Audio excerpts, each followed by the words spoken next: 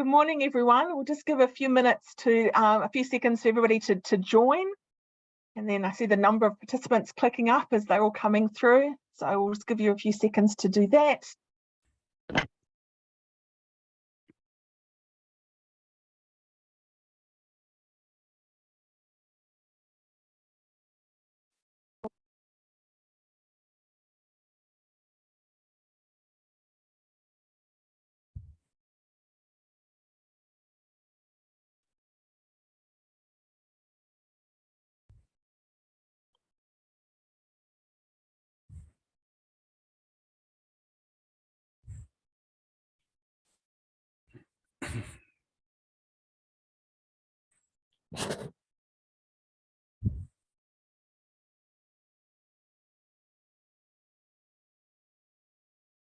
Welcome if you've just joined us. We're just waiting for the rest of the participants to come on and then we'll get started.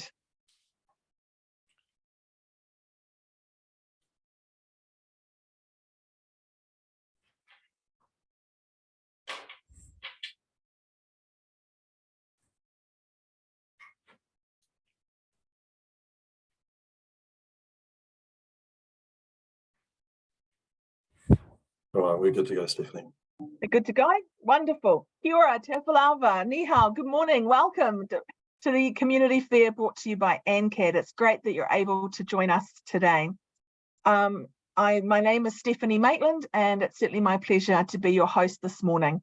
To get started, I'd like to introduce Fiona Brennan, General Manager of ANCAD, to say a few words. Kia ora koutou, everyone. Haere mai. Welcome to another community funding fair run by ANCAD. ANCAD's a community development organisation that has been supporting organisations and charities for 49 years, soon to be 50. We have a number of capacity and capability initiatives that help to build resilient, safe, connected communities across the North Shore and across the Auckland region. I'd like to welcome our speakers this morning. We're very grateful for their time and appreciation to them for sharing their expertise with us this morning. So warm welcomes to Dr. Barbara Cox, Grants and Office Manager of Four Winds Foundation, Anne-Marie Parker, the Manager of Catholic Caring Foundation, Henry Davies, the National Programme Manager for New Zealand Red Cross, and Ruby Garcia, Executive Assistant to the Chairman for the Mazda Foundation, and Annie Johnson, who provides funding support and engagement for Foundation North. We're so grateful to have you here with us this morning. Thank you so much for your time. I'll hand back over to Stephanie now. Thanks, Fiona. Just a few housekeeping things. A copy of the slides will be emailed to you. The webinar is being recorded and how to access that will also be sent to you. There will be a very short survey that will pop up at the end of the webinar. Please take a moment to answer the couple of questions. Your feedback is really valued and important. At the end of each presentation, the speaker will answer your questions. If you have any questions, please put those in the Q&A box. That is the only box that we'll be monitoring. So questions for each presenter in the Q&A box, please. So this webinar is brought to you by ANCAD and with liiFT, the liiFT program that they have, which is their professional development program supported by the Tyndall Foundation. As you're aware, they have a range of fantastic learning opportunities available. And new is the liiFT, Lunchtime liiFT, with a special guest, so monthly interviews or presentations on Zoom across the lunch hour. Next one is tomorrow. So if you're free between 12 and 1, join Simon and Nick for Maximising Impact, so marketing strategies for nonprofits that drive your results. It's a free Zoom webinar. Instagram for nonprofits is one that's up next week. It's $50 cost. It's again over Zoom from 1 till 2. Governance matters. Certainly making sure that your board and committee are aware of governance principles is really important. So there's been a series of presentations over this year. One again is next week, with 4 more by the end of the year. Again, it's free. Resourcing Leaders in Times of Change is a bi-monthly Zoom meetup for leadership and those with leadership responsibilities in the not-for-profit sector. Again, it's free from 10 to 11:30. There's one towards the end of August and another one due in October. If you are yet to get the ANCAD 2023 funding guide, please do so. It's full of potential funders for your organisation, as well as lots of fundraising tips and tricks to help support your fundraising program. You can buy it in a hard copy or have a PDF that you can download. As Fiona said, these are our speakers for today. And again, thank you for joining us. We look forward to hearing from you. I will stop sharing my screen. There you go. So our first speaker for today, it's my pleasure to welcome Dr. Barbara Cox, who's the Grants and Office Manager from the Four Winds Foundation. Welcome, Barbara, over to you. Thank you very much, Stephanie. Now, we just have to share my screen, and I apologise for my lack of digital skills, but we'll try and get this up and Perfect. okay. It's always a very technical thing, but no, all great. Yeah. So we'll go to the next slide. So just a little bit of information about our organisation. It started in 2007, and 3 people, Ari Hallenberg, who has since died, and a person called Pat Walsh, and Parker Joyce, they joined together and set up a gaming trust, which we know now as the Pokies Trust. And when they looked at the money to distribute, Pat said, let's scatter it to the Four Winds. So that's how our name came into being. And because Ari was originally from Finland, we decided that we also had 4 pillars. So we support sport, the arts, the community, and education. The very simple way of how to apply, and this is where I urge those people listening to read our online website very carefully, because if you don't get it right, unfortunately, we don't get to process your application. So all of the details are clearly set out about what you can apply for, what documents you need, and who can apply.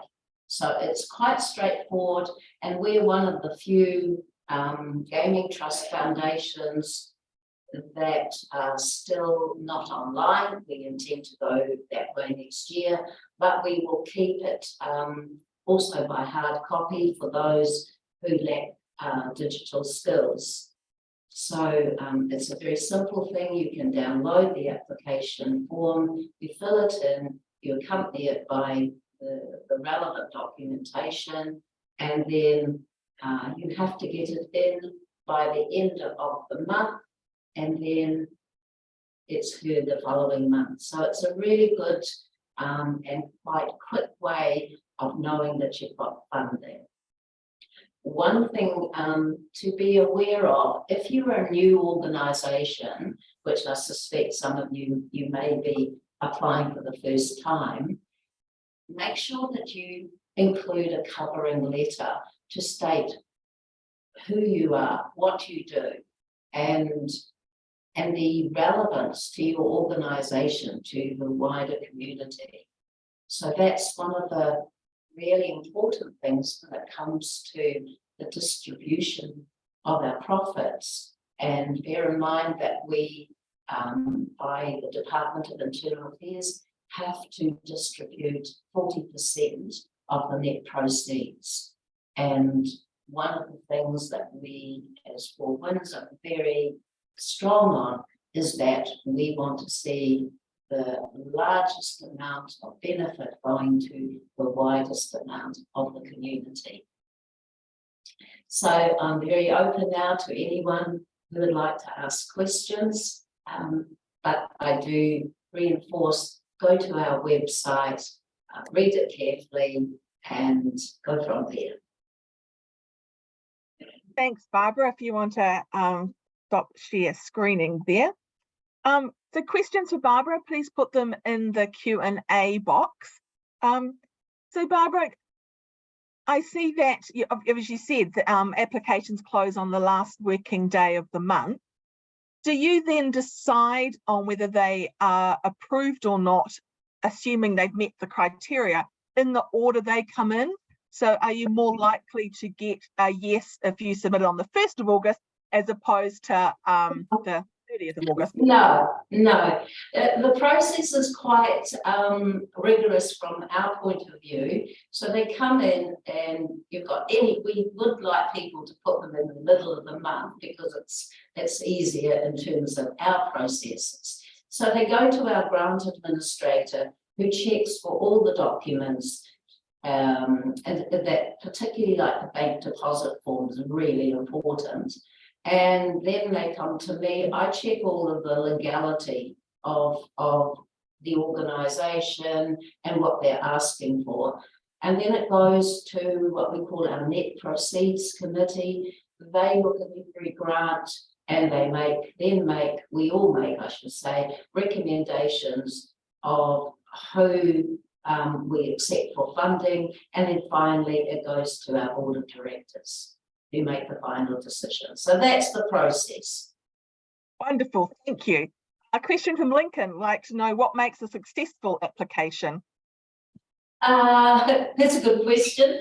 It's quite, obviously the directors have their own, what we would say, not pet projects, but here's an example. At the moment, because of the drownings, our directors are very keen on supporting those organisations that are teaching children to swim. So apart from that, there's nothing really that makes a successful application. Each is chosen on its own merits, but I do reinforce that the wider range of community that benefits is perhaps more a priority for us. And we actually don't support individuals. Okay. So what is, Christina's asking, what is meant by wider community? Local, regional or national? No, because, okay, so if let's say you're a community organisation operating in, say, Birkenhead. So let's use a word, a football club, Birkenhead Football Club. That's a community. And when you put in your application, you would say, we have X amount of juniors, we have senior teams, our club rooms are used by the local scouts group. So if they were applying hypothetically for an upgrade of their toilets, then we can say all of those people, club members and outside people are benefiting. Does that make sense to you? Yeah. Okay. Do you have a certain percentage that goes to national organisations compared to local or regional? That's in Gwenda. Yeah, correct. So of the 40%, basically 4% of that goes to national bodies. So national bodies are probably a special category in the sense that they serve the whole of New Zealand and they get this percentage from the overall net profits. Thank you. Do you fund office leases? We do. It's something, again, we decide on an organisation case by case, but yes, we have supported and do support office leases. How many applications do you receive on average per month, and how much do you have on average to disperse? Okay, so last month was something like 220 applications. They come from all around New Zealand. and it's very important to understand our funding is contestable. So here's a hypothetical figure. We have, let's say, 1.5 million to give away in the month of July, but we might have in Auckland $2.5 million of applicants. So that's why it's difficult, because you can't help everyone, and we have to you have to go where our venues are. So we have venues scattered all the way through the North Island, and each venue or each area receives a certain portion. It's not all lumped together. Great, thank you. Question from Bronwyn. Is there anything that you'd like applicants to do that would make life easier for you? Send in all the correct documentation. That's really important, because we have new directors now, and if you don't send in the right documentation, you can imagine with 200 applicants, everything takes them a lot longer. So on the second or the third page of the application, there's a checklist. And if you actually go through that and tick them off to make sure that you've got everything, it makes a huge difference from the process point of view. Otherwise, you'll get an email saying you've forgotten this, you haven't put this in. Yeah. So when you say around the money goes back to the community that it was raised with the venues, Yeah. is there a kilometre radius that you look at or consider when, if the organisation's based close to a venue, but the program might be held further away? How do you work that out? For example, let's say Matamata. So within Matamata, you probably look at a range of maybe 40 to 50 kilometres, but Auckland is sort of Auckland wide. So okay. We don't apply it, except for West Auckland, where we do not have any venues. Thank you. Do you prioritise any kind of community? In this particular question, a Latino is welcome to apply as well. No, they're as long as they meet the authorised purpose and they come within those 4 pillars, which I mentioned before. So, obviously sports, they are well aware of applying, but we do have what we call the community, and that is more the health aspect, the health, the well-being, organisations such as caring for the elderly. They are all part of what we call the community funding. Wonderful, thank you. Is there a maximum amount that people can apply for? No, there's not. But I do suggest anyone that has got a large building project that they ring and make arrangements to actually come and discuss that. So we're talking in terms of, $250,000. If they have such a project, it is well worth their while to actually make an appointment and present to our Debt Proceeds Committee. That's very well into the next question around, are you happy to have conversations? Would you come out to visit to see an organisation and maybe the project they want funding for, and then can they obviously come to visit with you? It depends a lot on my time. If we know the organisation, it's probably better for them to make an appointment to come into the office. If it's a new organisation that we know little about, then usually I will go and make a visit. So it is dependent.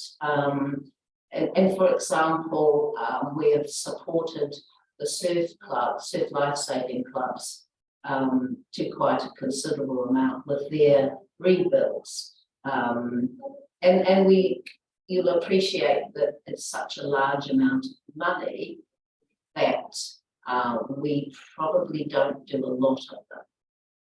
And I think that's I think that's where the New Zealand Lotteries and Foundation North are probably better ones to go to. And how often does it have a website or a social media presence? I have to confess our own website could be definitely improved, as could our Facebook, but we're working on that. In terms of the organisation's website, it's actually really good for us in terms of checking legality. People perhaps don't realise that in general, the gaming trusts are very strictly regulated by the Department of Internal Affairs. And so one of my major jobs is to actually check does the building actually exist? Does the contract for the person actually state what they're going to be doing? So it's all these sorts of things that are very important to us, because we in turn get audited by the Department of Internal Affairs. Great, thanks, Barbara. I know you're on a tight time constraint, so just a couple of more questions. One's a yes or no.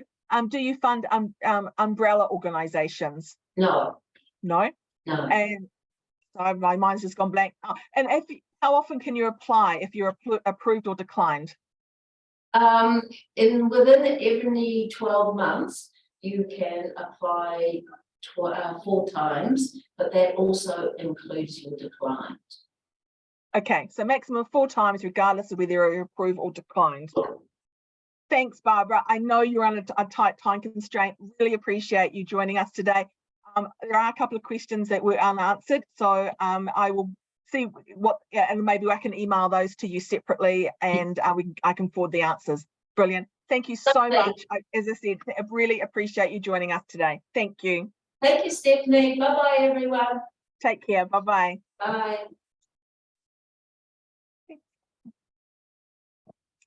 Thank you. Now, a question for you as attendees. Simon, can you put up the first question, please? I can do that. We'll go ahead with some of our polls. The first poll, we've got a quick question for you here. Here you go, folks. Are you the person responsible for preparing the funding application for your organisation and group?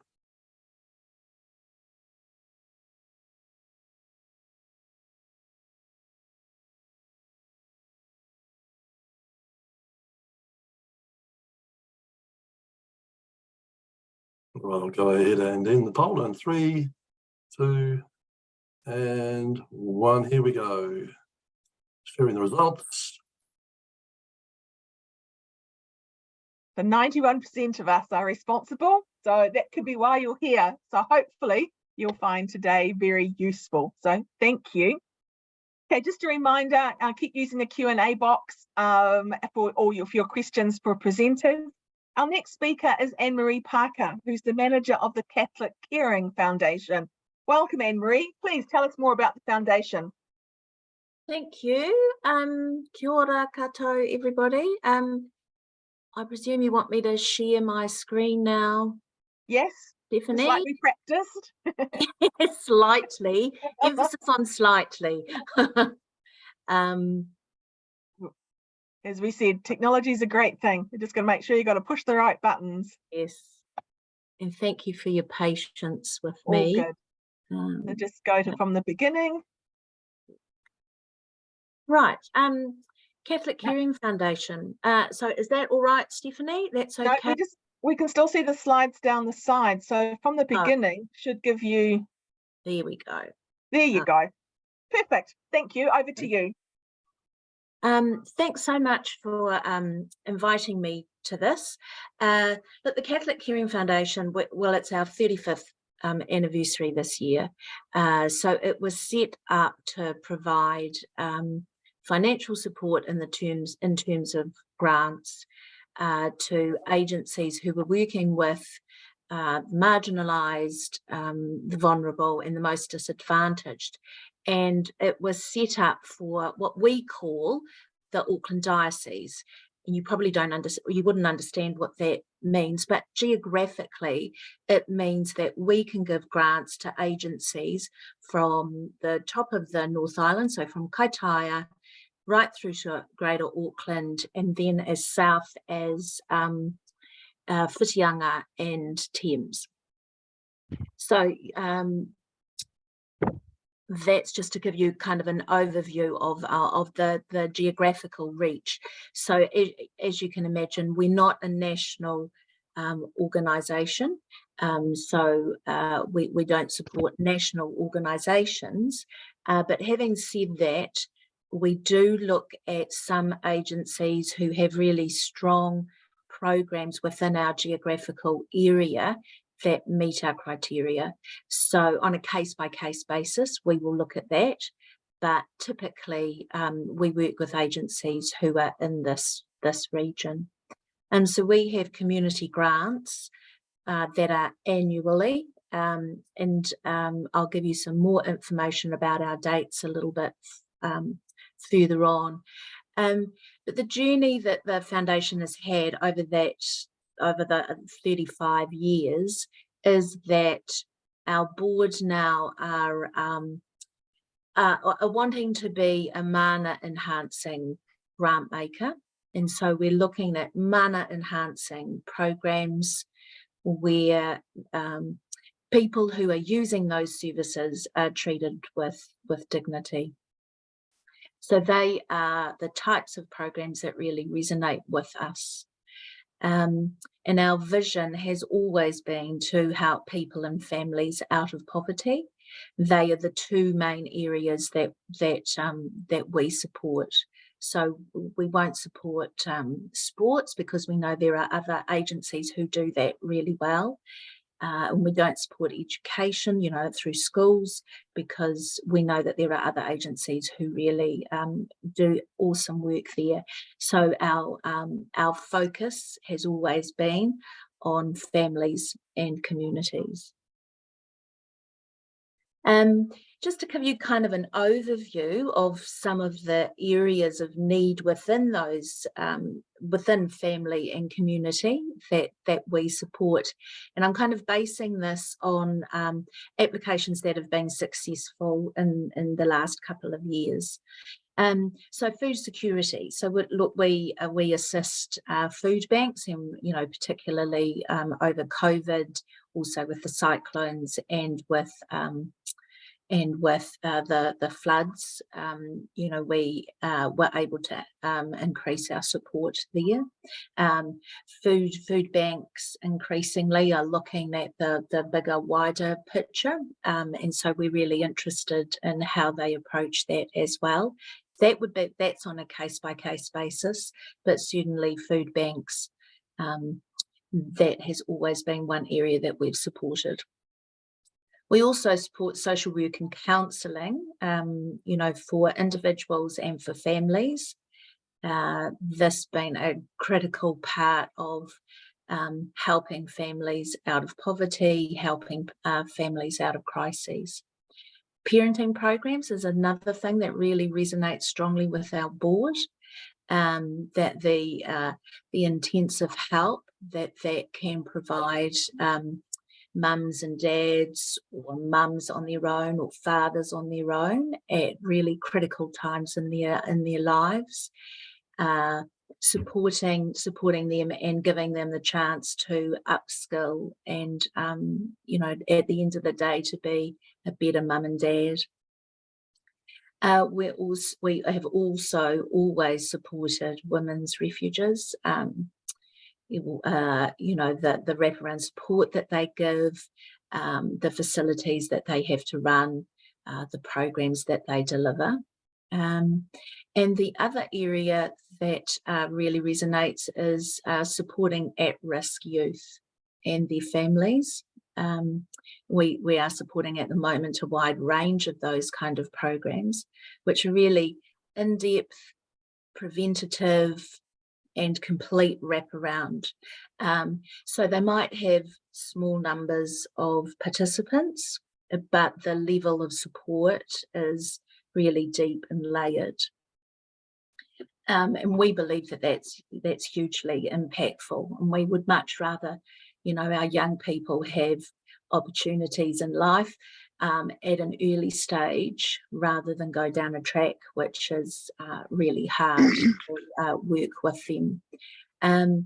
Also, our vulnerable elderly, we support programs for them as we do for migrants and refugee communities. We support services for people and families facing homelessness, and we support a number of groups who really intensively help mothers who are in crisis with babies and young toddlers. So, as you can see, it's kind of, for us, we're kind of looking at the agencies who are at the coalface of helping those really struggling with poverty and the latent effects of that. So for next year, this is our timeline. We will put up our new grant application up on our website around the middle of December. And our applications are open right through until mid-April. So there's a rigorous selection process, and then our board make the final decision. Actually, our bishop makes the final decision, but the board consider all the recommendations. And then that final decision is made, and then we notify those who have been successful by the beginning of July, and then we make payment pretty soon after that. Again, as Barbara said, one of the crucial pieces of information that we will need as part of the application is around bank account verification. I mean, it's a big compliance thing for us, as well as a whole lot of other funders. So that's just something to be mindful of, plus the info that we require from you.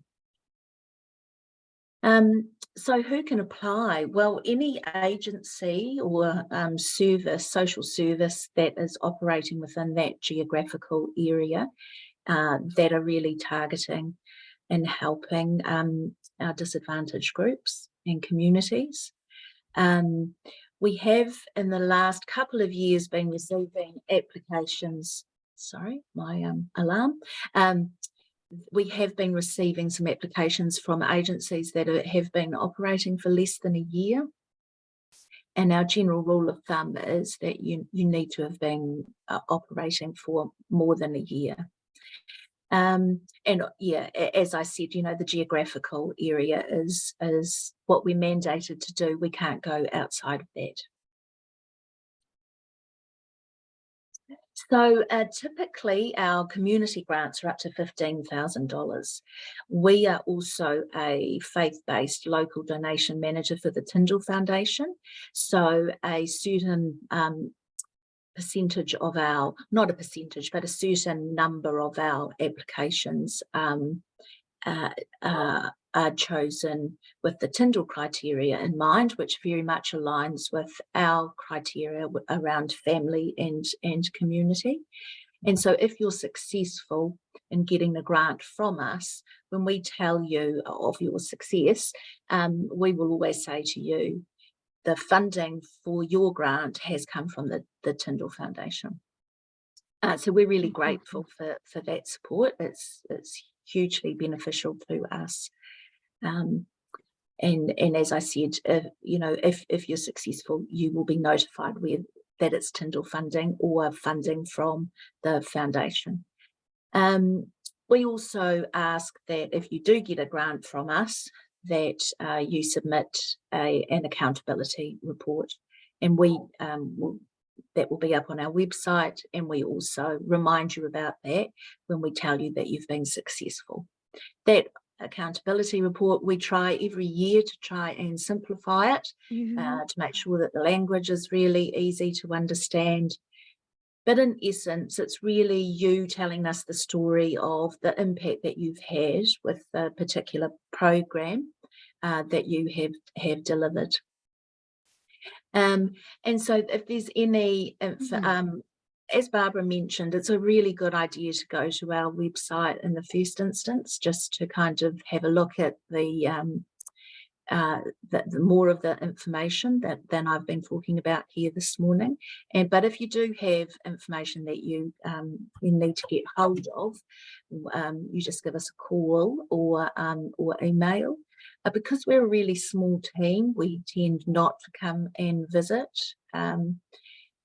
We just don't have the time. It's certainly something that we would like to do, but if you've got a grant from us, we do try and visit you and see the program that is in action.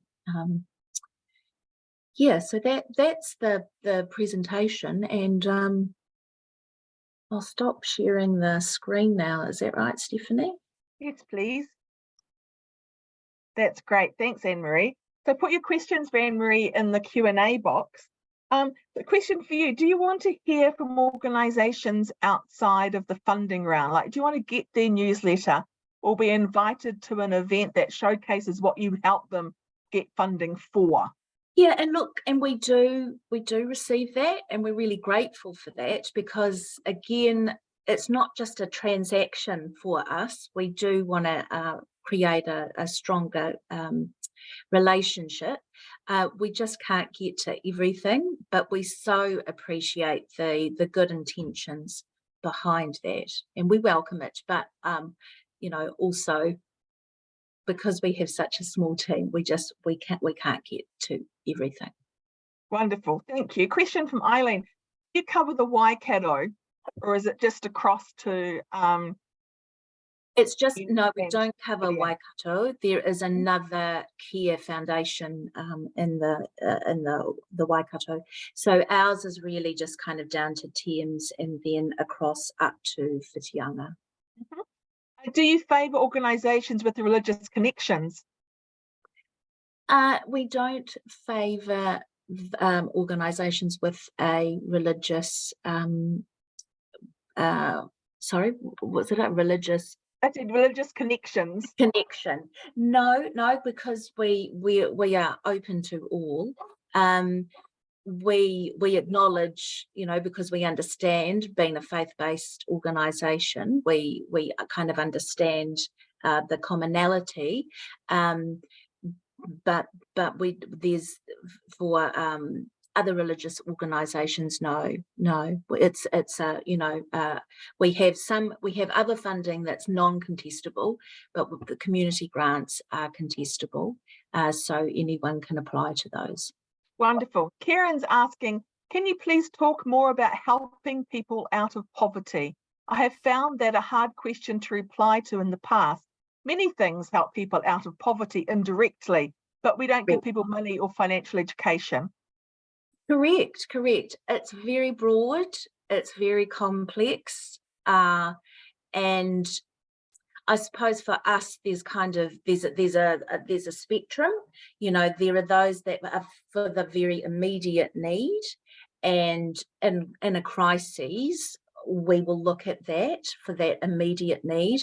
But then we understand that there's helping to relieve poverty. There's the medium term and then the long term. We're probably more in the immediate and in the medium. We would like to look more at the long term, but that's going to take more funding from us. Pauline's asking, do you support budgeting services? Look, yes, we do look at budgeting services. I mean, as part of our assessment, we're also going to look at other sources of funding that you will have been given. So if there's a higher level of government funding for you, then, you know, then we'll take that into consideration. But we do understand that there are some other agencies who are moving more into this and are not getting government funding. And again, we'll just, you know, we'll look at that and assess that in terms of what they can deliver and the types of communities that they will be able to target. Question similar from Sarah and Denise about supporting, do you support disability organisations? Look, yes, we have. we have a number of disability organisations, not a huge amount of disability organisations, because it just depends on the type of program that they are going to offer. But yes, certainly we have in the past. Okay. From an anonymous attendee, when you say supporting organisations that have been operating for more than a year, is that as a legal entity or including the time where the group was not yet official? You have to be an official organisation. Yes, yeah. So you have to be registered with the Charity Services, and yeah, all of those other legal issues. Right. Are social enterprises with the charitable constitution eligible to apply, or only legal charities? That's from Steve. Look, social enterprise is a really interesting one that our board are currently considering. We'll have more information about that when we put up our application form at the end of the year. But it's certainly a growing. It's not a new category, but it's growing in terms of the organisations who want to operate like that, and we understand that. But our board are currently reviewing it. Great, there's lots of questions and we're fast running out of time. So are you happy to support OPEX and salaries for groups working with at-risk youth? Yes, we are. Great. Would you support mana enhancing programs being delivered in Catholic schools? Yes, we have in the past. Mm-hmm. Might programs to impart life skills like food growing, fixing bikes for vulnerable communities fit your funding priorities? We would assess that on a case-by-case basis. Okay. We're a social service organisation, largely government funded. Does this preclude us from applying for the shortfall in funding for our programs or for our non-government funded projects? We do look at non-government funded projects, and depending on the level of your government support and also the other support that you get from other funders, we will always take that into consideration. Right. Yeah. So we support we provide free support health counselling and wellbeing support to ethnic migrant and refugee pregnant and new mums at a very small scale. Would that be considered for funding? Yes, it could be. It would just be what the health component would be. We are generally not a organisation that supports health initiatives, but if it was a wellbeing program that that we could look at a wellbeing project. Again, that's a case-by-case decision, and we'd be happy to have a conversation over the phone about that. Right. So you don't fund national organisations, but do you support regional delivery within your areas from a national organisation? We can do, depending on the type of national organisation. Yes. Wonderful.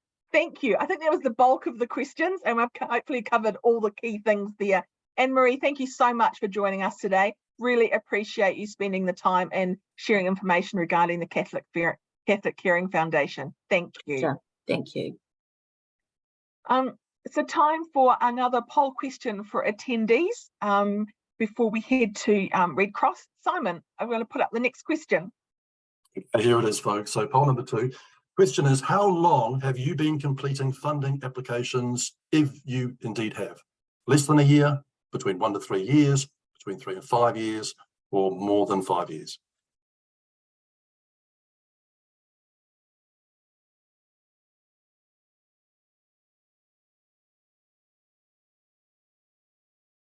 Right, thanks, folks. We'll close this poll in 3 and 2 and 1. We'll end the poll now. I'll go ahead and see the results.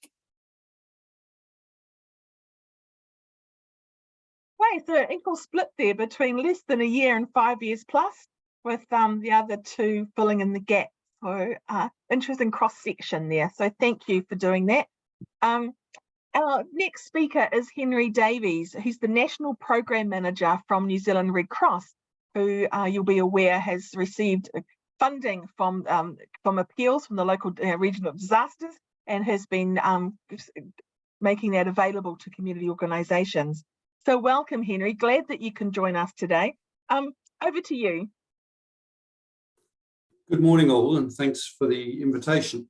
I've been asked just to give you a bit of an update on where the Red Cross, the progress on the disaster fund that the Red Cross are running, and to perhaps share some lessons learned. So I'll kick through that process. So I'm sure many of you have heard of Red Cross and the work we do.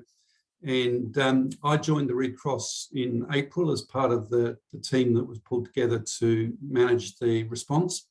And I've been very impressed with the, if you like, the foundations that stand behind the organisation. And these are the important 7 fundamental principles. And this is really the driver of where the fund has been spending its money. So it's worth spending a couple of seconds on this. Humanity, impartiality, neutrality, independence, voluntary service, unity and universality. And I've been really impressed with the doors that have been able to be opened to us because of who the Red Cross is and our ability to stand on our own and work across government and community sectors. And it's been an honour to work for an organisation like this. So in terms of our disaster and emergency support, we help to prepare for emergencies and build stronger communities. And we respond during and after an emergency. So we're part of the team that Civil Defence call in, and we have a period where volunteers are freed up from their day-to-day jobs to come and help and be kind of support on the ground. And then we move into a recovery phase as communities rebuild, restore their well-being and the connections within the communities. Sorry. So the fund was set up shortly after the events in February and really had 2 purposes. The first was to support communities affected by cyclone and the floods in Auckland and Northland. And the second was to help communities around New Zealand prepare for future disasters and climate change. And sadly, it's becoming part of life with barely a news item goes past without a new disaster somewhere in the world. So climate change is certainly having an impact, and we're needing to mobilise far more frequently than we used to. So thanks to our generous donors, we've raised 27 million. And so far, we've committed over 20 million in support. Nearly half of that funding came from businesses and trusts and foundations. And all of that money goes, plus the interest, goes to supporting the community. So our administration is covered by other funding, both our own trust, our own operations, and other funders who've kindly provided money to support the administration of the fund. So I have 3 programs within the overall response. The first was that response and recovery phase, where we supported the immediate response on the ground, and we fund a longer, and in terms of longer range or longer term recovery initiatives, which I'll come to in a few slides' time, on the Red Cross home bundles, which we'll talk about. And we've allocated about 9 million to that. I think what's really interesting for me is when we started, we had no idea how much money we'd have. So these numbers have sort of grown over the months, and they're sort of plateauing out at around that 27 million mark. And that's the number that we're using to base all our budgeting and allocation decisions. So the second phase was partnership grants, where we worked with organisations within communities, either existing organisations or on occasions community organisations that pulled them together in response to the disaster and asked us for some help. So some of quite a blend and quite a mix of different organisations that sought funding. And we've allocated 13 million to that. and the vast majority of that's already been paid out and is working for people out in the communities. And the last area is investment in resilience, and that's that area around preparing communities for future events, and that was particularly relevant in the east coast, as you can imagine, and closer to your home in the west coast of Auckland, you know, the Pihas and Karikaris, etc. So in that early phase, just to give you a sense of the scale of the operation that took place, that our DWIS teams, the disaster welfare and response teams, most of whom are volunteers, they are deployed to provide practical and psychosocial support.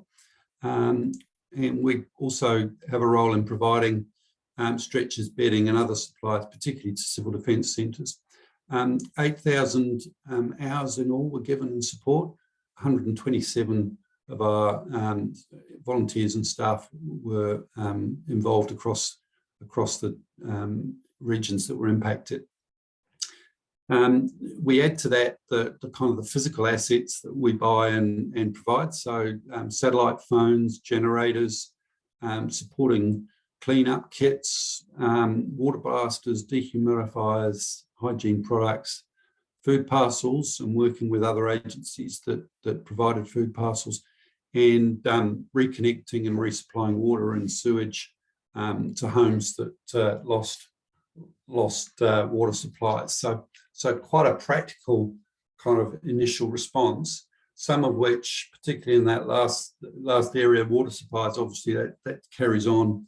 And we're still providing cleanup kits now. You know, the state, particularly over in the Hawke's Bay, many of the communities are still trying to remove silt from under houses, and they're working hard to get people back into their homes, some of whom are going to be out for at least another 12 months. It's pretty significant damage over there. In terms of the partnership program, this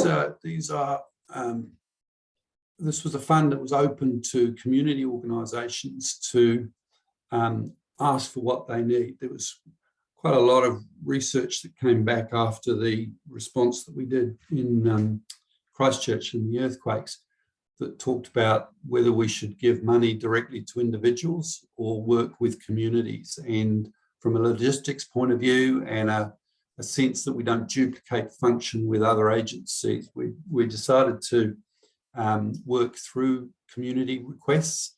So a community could be as small as a number of people in a village or a street getting together and banding together and coming through it through an umbrella agency to ask for what they need, or it could be a more structured and long-term community organisation or business.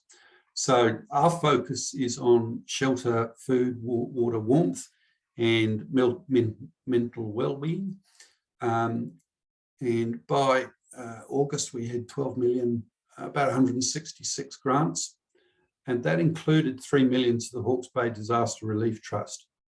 So, as I said, in Christchurch, we learned that our space wasn't really that issue of individual grants to individual claimants for a number of reasons, one of which was logistical, but the other was just it's very difficult to prevent duplication and be equitable in the way that sort of fund is administered.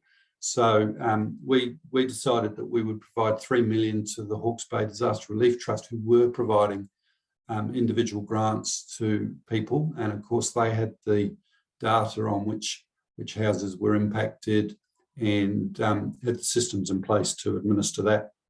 So we were very happy to provide that. And similarly in Wairau, was completely isolated and very significantly impacted, and the Red Cross provided some of their first funding to help the operations up there.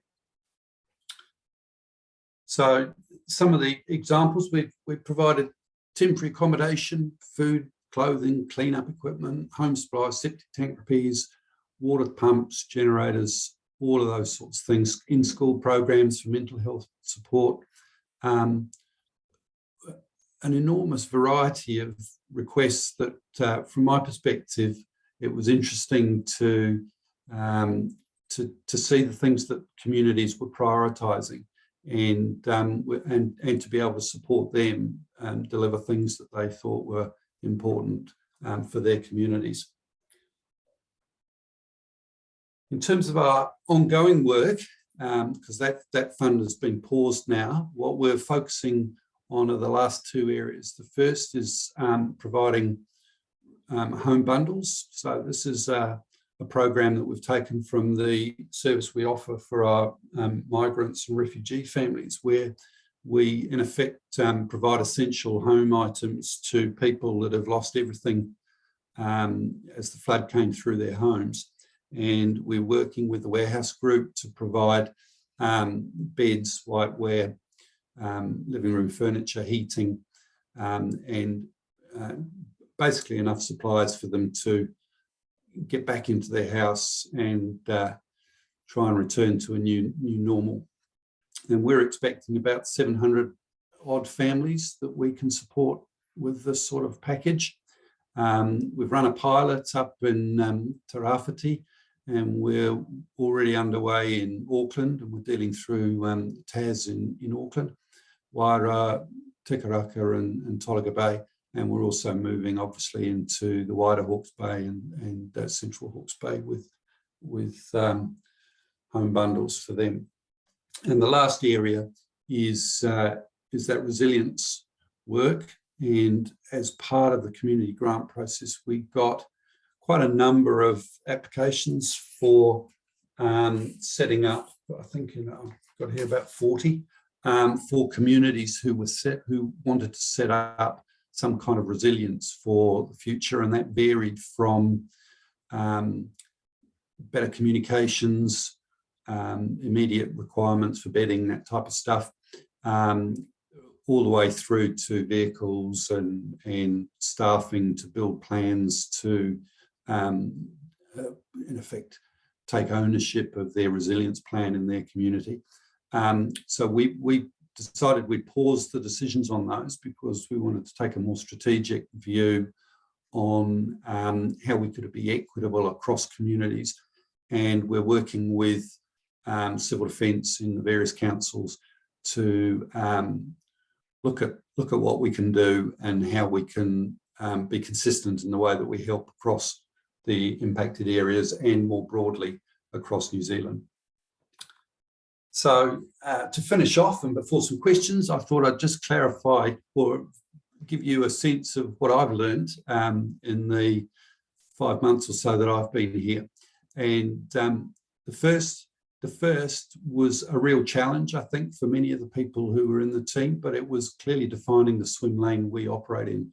It was, as you can imagine, we were receiving applications, and many of them were heartbreaking, but we weren't able to do everything. Particularly some of the tasks like silt removal were just too big for the fund, even at 27 million as it became. And we subsequently saw the government come in with 174 million as an initial start for Hawke's Bay's removal of silt. So having a really clear view of where was our space and where did we add value in the community was a really important starting point.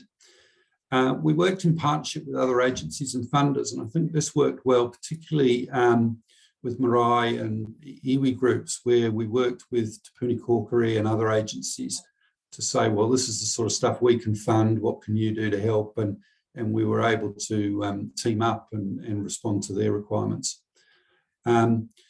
Responding to community needs, that's kind of obvious at one level, but because our criteria were reasonably broad, we were able to respond to the particular needs of communities. And a really good example was people wanted some caravans so they could stay on their land in Esk Valley rather than be moved by TAS into accommodation in town, because there was a bit of looting going on and bits and pieces.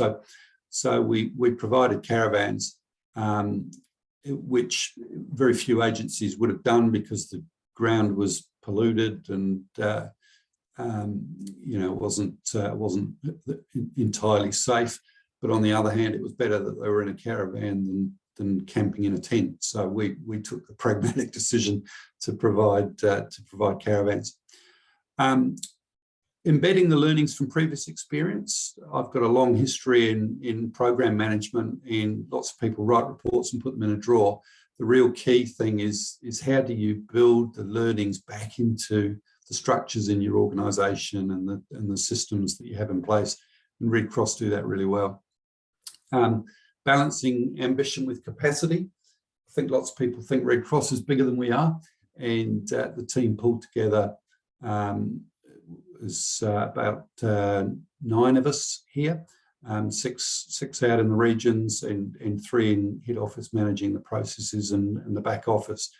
And that's a nice segue into simplifying the process. The more consistent we can be, the simpler it is, the quicker it can be paid out, and the easier it is for us to audit and everything down the track. And the last lesson, we came under enormous pressure initially to get the money out, and there's a balance between taking too long and being too cautious and being too planned. And we think we've got it about right. There's lessons to be learned, and we could have been quicker off the mark. But I think what we're learning now, and you're seeing it up in Auckland, and we certainly see it over in the Hawke's Bay, is that the humanitarian need is going to carry on for quite some months yet. There's a real need for a long-term set of programs, and it's going to be with us for a while. So that's my presentation, and I'm happy to answer any questions, Stephanie. Wonderful, thanks, Henry. Appreciate that. So, of the 2 funds that organisations could apply to, what was the assessment process that was undertaken for each application? So there was an application process came into us and was put into a system that we had here, where we would farm it out to an assessor who was one of the Red Cross team across the country, and they would just validate all the data, check the bona fides of the applicant, the banking details, and they were assessed against a set of criteria around the eligibility of meeting the need, whether the community was going to benefit, and whether the organisation had a history of being able to deliver what it said it was going to deliver. And then it went through to an executive decision-making group. There was a sub group set up of 3 of our executive plus an external representative who made the decisions. So that was the process. The questions for Henry, please put in the Q&A box. So, of applications that were declined, organisations were given the option that they could ask for feedback. So I'm aware of organisations that have asked for feedback and are yet to hear. What is the timeline for you providing the feedback? Oh, that's a really interesting one, Stephanie. I'll take a note of that. I hadn't actually heard of that. We provided an email response that provided some feedback on why the application was declined, but I've not been made aware of any people that were asking for feedback that haven't received it. So if there are any, then feel free to reach out again, and the info at Red Cross line or one of the Red Cross addresses. But I'll have to do a bit of an audit to make sure that we haven't got anyone that didn't get any feedback. A question from Eleanor. Would you potentially fund programs that support people who have experienced sexual violence, which skyrockets in disasters? That's a really good question. It would certainly be considered. We definitely funded a number of requests from programs that saw a lift in demand. So I don't see that this would be any different. A good example would be the budgeting service over in Napier. We provided them with some additional resource to cope with the increased demand. So at a principal level, yes. And so how many applications did you receive, and therefore how many were declined? Okay, we received about just under 350, and we approved 195, and we've deferred 38. So that's about 100 were declined, and they were largely, talking very general terms here, they were generally either that they were businesses seeking funding for themselves rather than a community, or where they didn't meet the criteria, they weren't within area, they weren't cyclone related, or didn't meet the kind of the goals of the scheme in terms of its humanitarian focus. But yeah, so just under a third, I guess, that was of declines. Question from Nina: would you consider applications for development of youth in emergency management, which will provide future volunteers? Oh, that's an interesting one. I think in terms of our issue is that applications for the partnership program is paused and likely to be closed. The resilience work we're doing now, which I think this question falls in really, is what are we doing about the future? So that's open. So yeah, I think we'd be interested in hearing an application. Yep. Wonderful, thank you. Time is up, and I've asked all the questions that were in the Q&A box. So Henry, again, thank you very much for your time. Certainly appreciate you joining us today and and telling us about the funding available through Red Cross. So it's been a pleasure. Thank you, Stephanie. Thank you. Okay, attendees, another poll question for you. So Simon, your turn. All right, thanks, Stephanie. Here we go, folks. So poll number 3. Question is, how many funding applications does your organisation or group submit per annum? Less than 10, between 11 and 20, 21 to 30, or more than 30?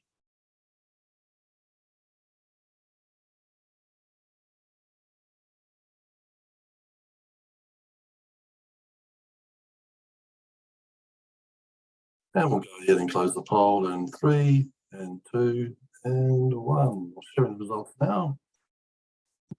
Okay, so the majority of you submit less than 10 per annum. So either that means those ones are really successful and are funding the shortfall you have, or potentially you aren't applying to them all. So hopefully the funders that are joining us today have opened some options for you, or the funding guide that ANCAD put out has available will certainly give you some other options. Thanks, Simon.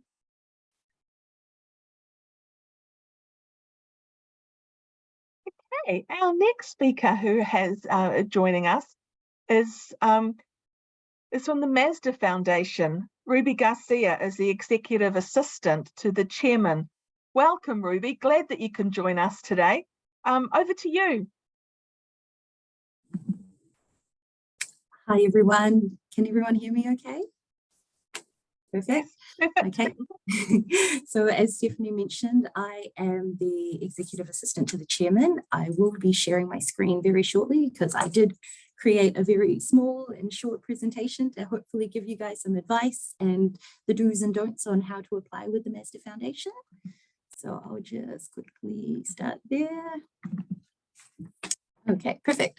So, as again, with the Mazda Foundation, I'll be going through what, when, where, and who. So who we are, who our trustees are, who our general manager is, what we fund, when we do our funding rounds and things like that. I'll also be talking about what we look for, so just general guidelines, what we don't fund. So that just gives you an idea on perhaps what you could apply for and what we could creatively create wording to make it part of the funding, I guess. And I've done a few do's and don'ts when applying with the Mazda Foundation. So it's just a way of just working a little bit smarter rather than harder. And then at the end, we can have a few questions if you have any. So starting off, let's see if I work my screen. No, I don't. Sorry, one moment. There we go. So we basically fund both individual and organizational requests. So if you have perhaps like a school that, or if you are a school or you are an organization that has like a project or something that you would like to fund, we will definitely look into that. We tend to fund projects or initiatives with tangible resources. That basically means when you are applying for funding, it would be great if you explain or just let us know a little bit about the reason why you're asking for funding and things like that. Annually speaking, we do 3 rounds of funding every year. So the first one is at the end of March. So we look at all of your applications that have been submitted before the 30th of March. Our trustees all come in early April. We go through all your applications, and from there, based on our budget, we distribute the funds where we think it is appropriate. And going forward, though, I know with a lot of, I guess, organizations with the current economical climate, we're doing 3 this year, but next year there is talks that we will be reducing the number of rounds that we will be doing. So it will be then March and September. So it'll be every 6 months. Just going back with the types of initiatives and projects that we fund, I'm just going to quickly share some of the things that we do. So if you can just quickly see the things that we do. So there's some individual ones there, things to help the environment. So we do a lot of things with, well, there's one for Be Awesome. Ashton there is creating basically things to find detecting pest fish in shallow lakes.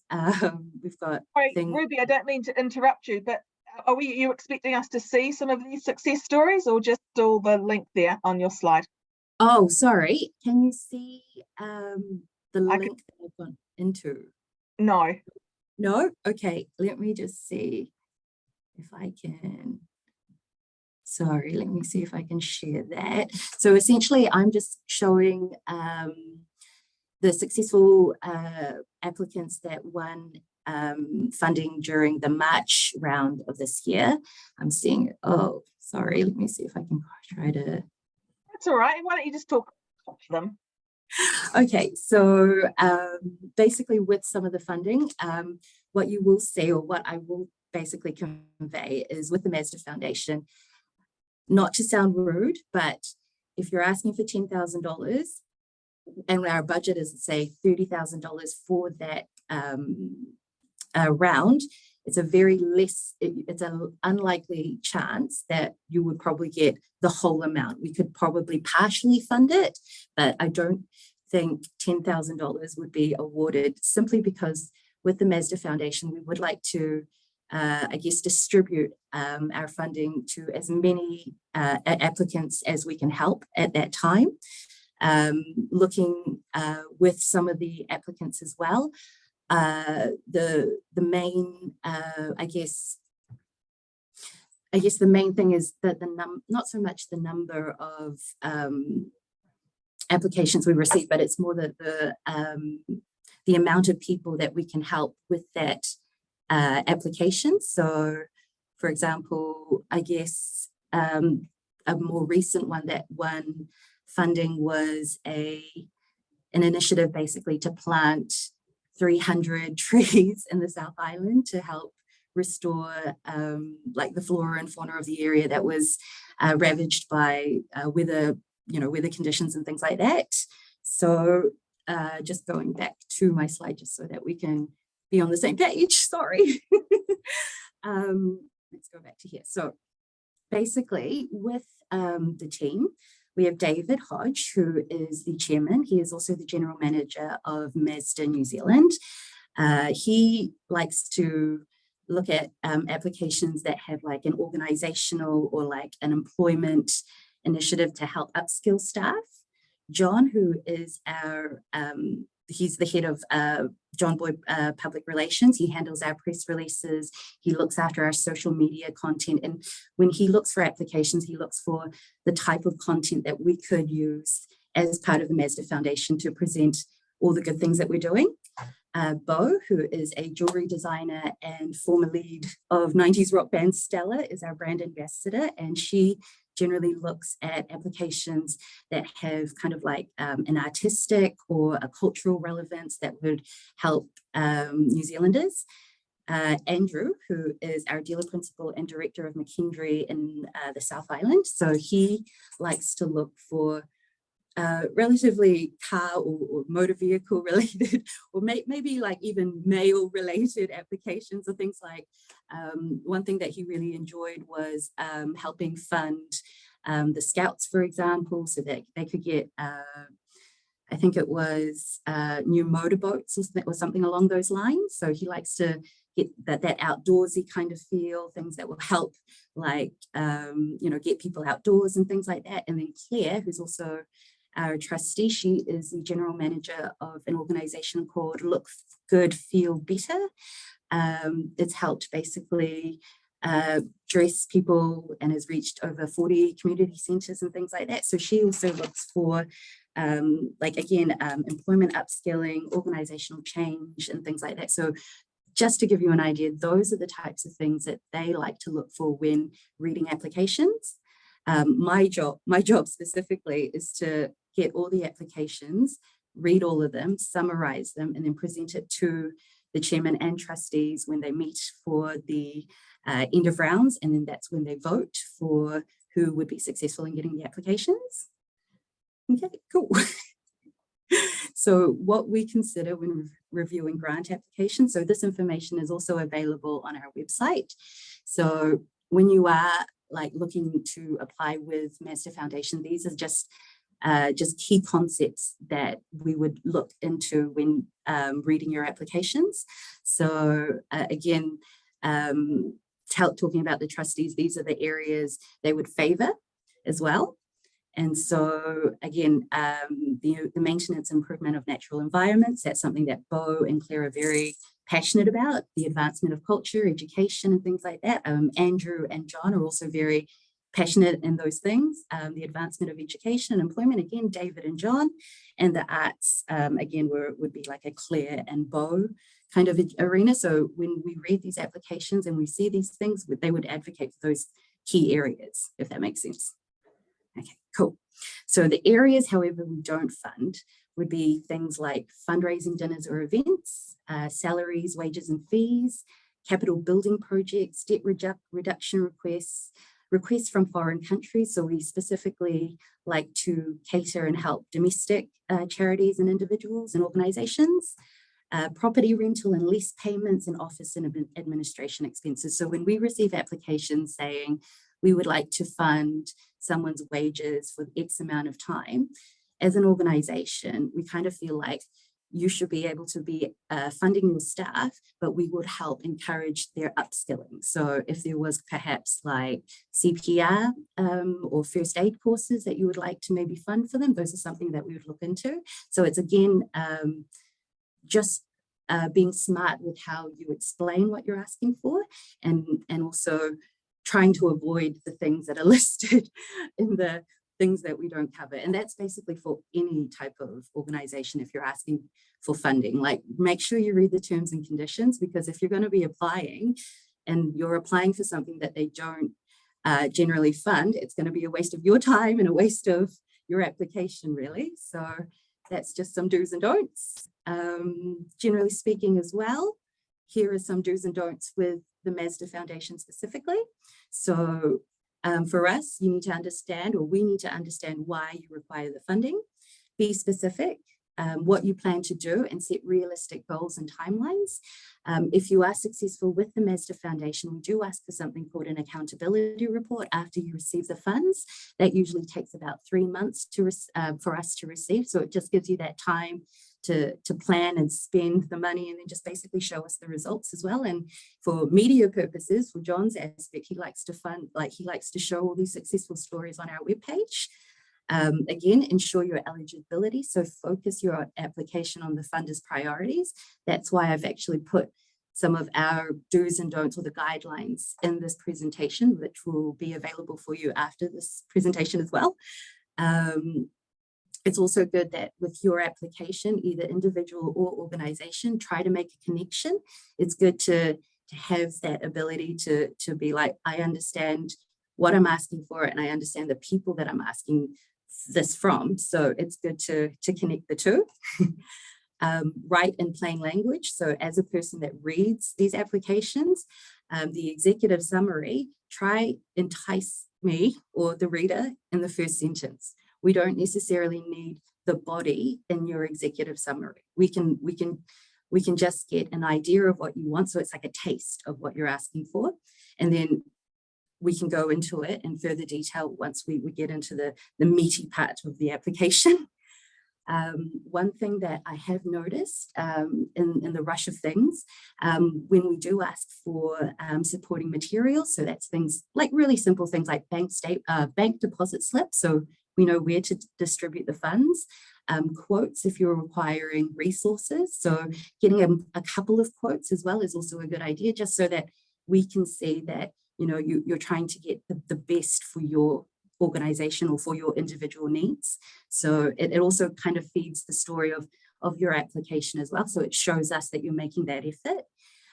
Revise and revise again, peer review where possible. So I mean, it make a lot of sense to yourself because you've written that application, you're passionate about that application, but coming from like a third party that's just going to get into it, make sure it makes sense to everyone, so that when the person or the reader is reviewing your application, it makes sense to them as well. Because coming from my position, when it's time to get these funding things, per round, there are hundreds of applications. So if you can make it short and sweet, so we know exactly what you want, and then we can go into the nitty-gritties in the meeting, then that's good for me and for whoever you're applying for.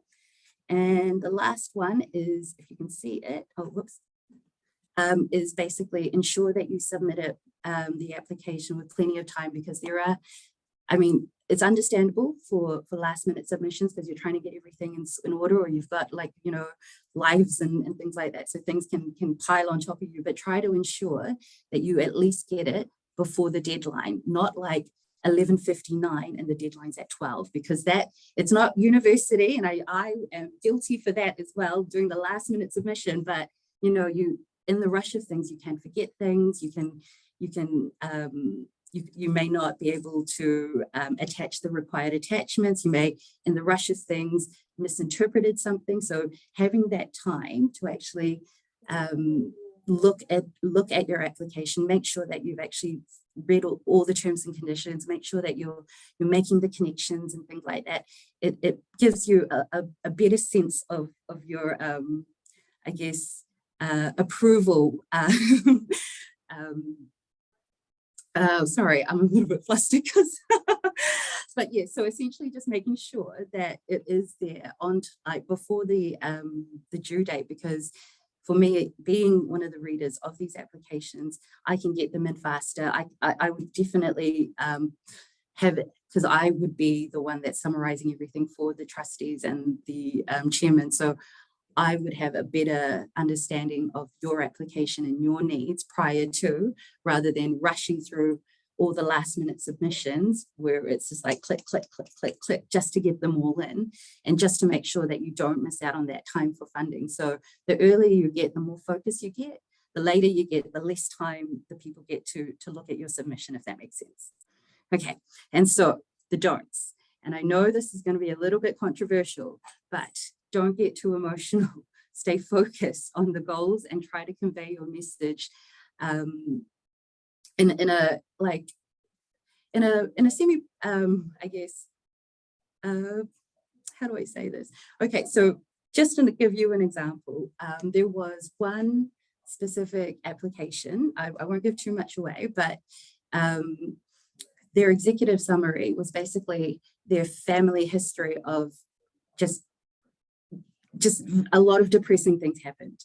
And they didn't even get to what they were applying for until we got to the body of it. But by then, we're just so emotionally spent that it kind of went, and then like you lose the point basically, because you're just so emotional, and it's like the emotions aren't for the project at point, it's just feeling sorry for the applicant. And you know, you want to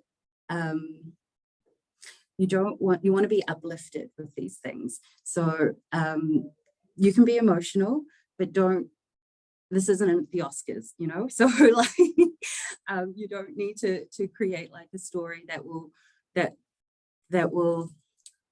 what was it, that will make the person reading it cry, because after that there will be another application, and then there'll be another application, and then there'll be another application, from my perspective, not necessarily from the applicants.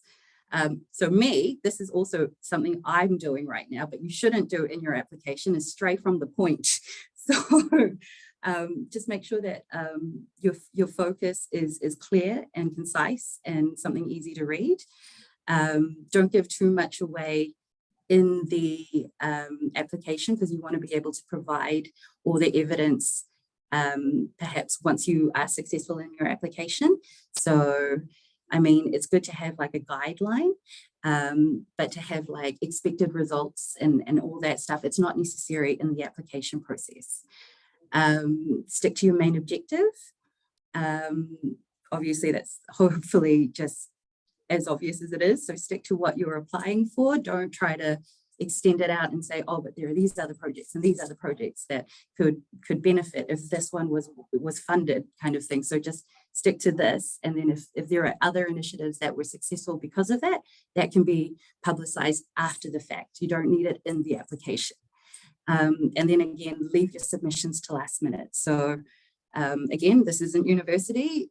Last minute submissions, I mean, if you work better that way, I mean, that's great, but taking it from someone that is reading these applications, if you're submitting it at midnight, I will be reading that at 1 o'clock in the morning, and it's not great for me. So it's more just to humanize it. Yeah, late submissions can be detrimental for the person that's reading it. So for the Mazda Foundation, I like to get them to the trustees as soon as the deadline has hit, just so that we have that time, or the trustees have that time until we have that meeting to discuss who is successful. So I basically make sure that all of the applications are submitted the day after the end date. And so that time is used with the trustees to decide, basically.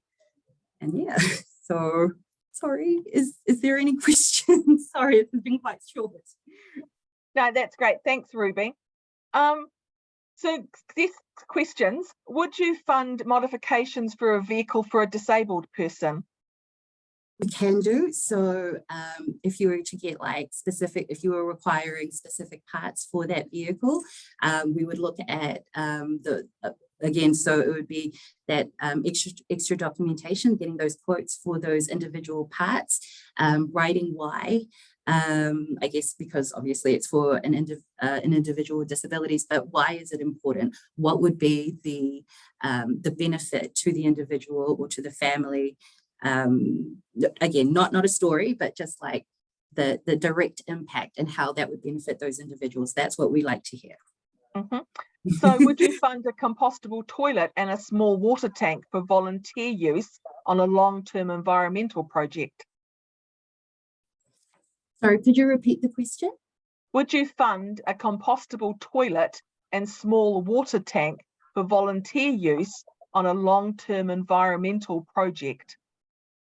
Yeah, so that would be considered as a tangible resource for an environmental project. So definitely, and that also would benefit for, I guess, the long term, good for the environment and all that stuff. So definitely, yes. Mm-hmm.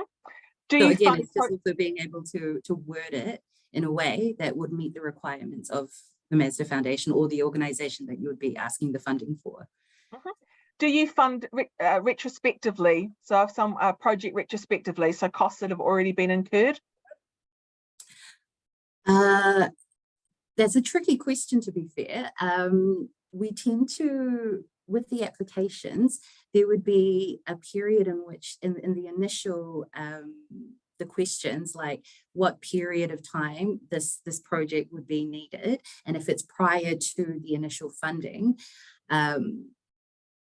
I guess it would be a case on how it would be verbalized, I guess. So like if it was a successful project, and that is a good question. Let me think about that, and I'll come back to it if that's okay. That's fine. So it looks as though historically your grant average size is around the 5,000 is the maximum amount that you would fund. Is there a move to larger amounts of only 2 rounds in 2024? So historically, so for example, the last funding round that we had for the end of June, so we got we gathered in July. Unfortunately, the automotive industry has not been that great for Mazda New Zealand, so hence why we're reducing the number of funding rounds from 3 to 2. So realistically, it's kind of like what we have available in the bank. So, and because at the moment economically everyone's not doing that great, unless you are in alternative fuels or technologies maybe, but generally speaking, as part of an organization, as a fundee, it just depends on like the greater impact of the organization. We tailor it for its individual application. So individual organizational and individual applications. So historically we have done funding for say $25,000 because we were doing great during those years. But with some of those initiatives there were, I guess, continuation. So we did things where we would fund them for $25,000 annually, and then that affects our funding for the future rounds, because we had already provided like those resources to a historic applicant. So it's individual. It's based on the individual, but if you aren't successful this round, we do say please apply for next round because you were very close, if that makes sense. And, okay, and again, we also do partial funding. Thank you. We are over time. A couple of yes or no answers. Okay. Do you fund New Zealand wide, or do you prefer local or regional delivery of programs? New Zealand wide. New Zealand wide.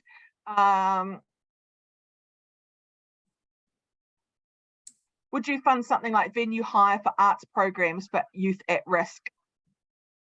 No, so that would be unfortunately part of, I guess, no. Short answer, no. Okay, great.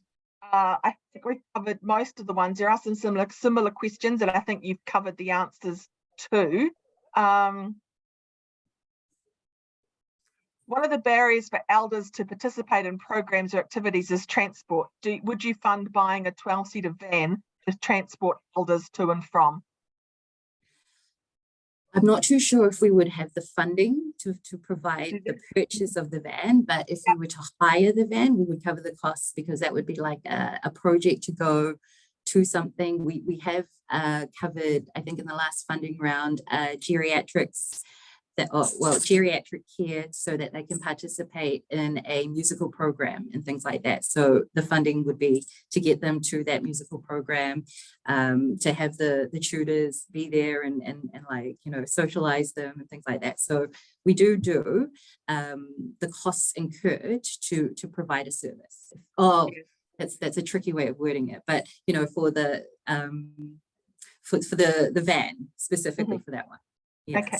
Ruby, thank you so much. Sincerely appreciate you joining us today and sharing information about the Mazda Foundation. Thank you. Hopefully, people have now learned not to submit an application at 11:59. Thank you. Simon, over to you for the last poll question for today. Okay, thanks, Stephanie. Thanks, folks. The last poll 4 is how important is income from trusts and grants for your organisation and group? Is it your main source of income? Is it just one of your income sources? Or perhaps this is a new activity for you, you're just starting off.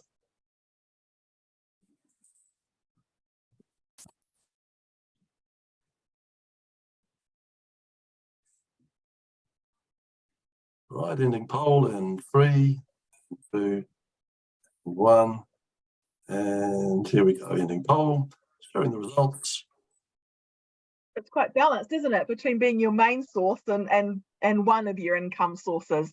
Thank you, everyone. Certainly, it's not ideal to rely on one funding source, but appreciate for some of the small organisations, trust and grants is certainly the easier one to program to develop. So, Ruby, if I can just ask you to stop Sorry, sharing just your cut out. screen, that would be brilliant. And if you Sorry, can could you stop repeat sharing that? your screen, if you sorry. could. Here we go, Brilliant. sorry. Thank you. And then if you could mute, that would be brilliant. So we've got our final speaker for today is from Foundation North, which is Annie, will be known to many of you in her role as funding support engagement. Annie, welcome. Just need to unmute you. Hi there. Hi, everyone. Annie, that's great. Thank you.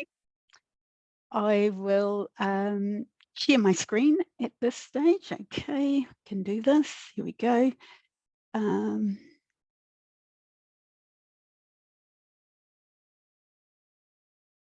Here we are. So thank you for the invite to present here. Hang on, Annie, I can't see your screen. I can still see your lovely face. Oh.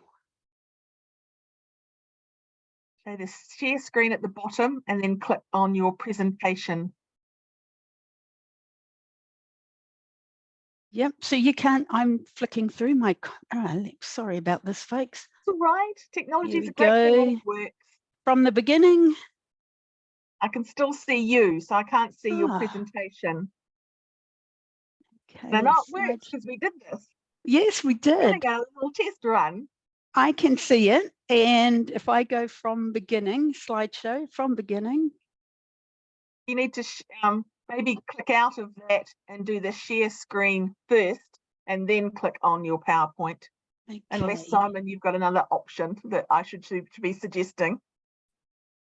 That's good, Annie. So if you just go to your share screen, there we go. Oh, there we go. Perfect. So, and great. Are we cooking with gas now? We are. Just do from the beginning and we should be good. Fantastic. Over to you, my friend. Okay, then. Thank you for that. Yes, technology. Gotta love it. So kia ora ana koutou katoa, ko Annie Johnson toko ingoa, no Tamaki ahau. It's a pleasure to be here. I'm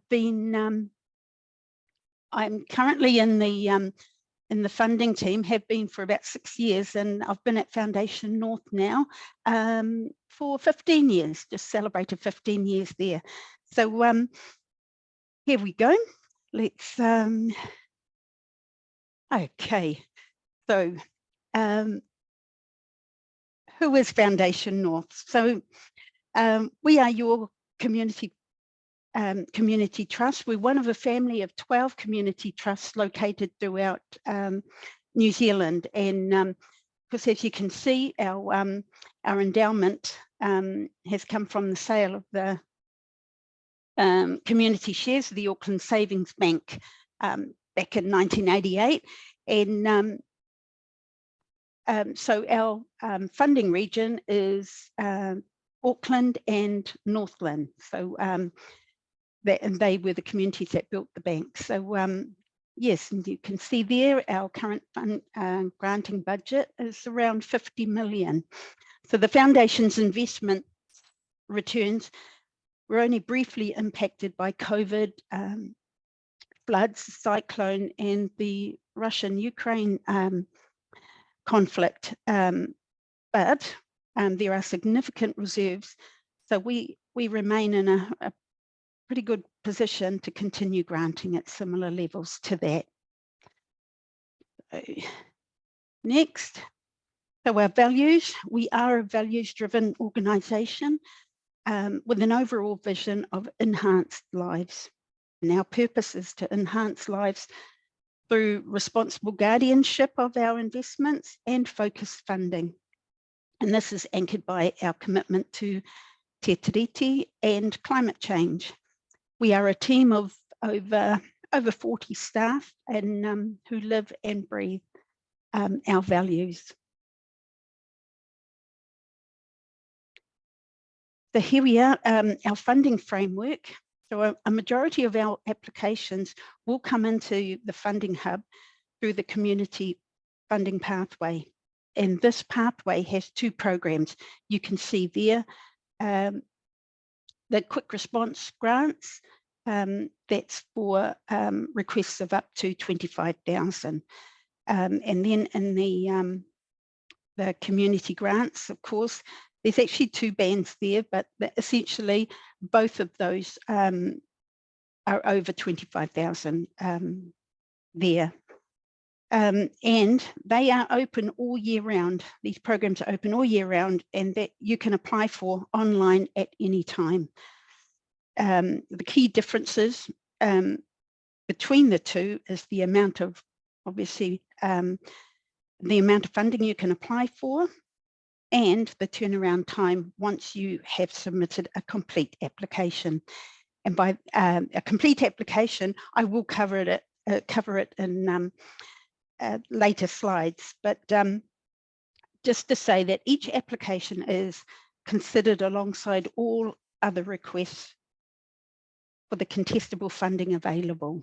So we are a broad funder and will consider funding for items that include operating costs, program or project costs, minor building upgrades and equipment. That's not all that we will fund, but those are the main ones.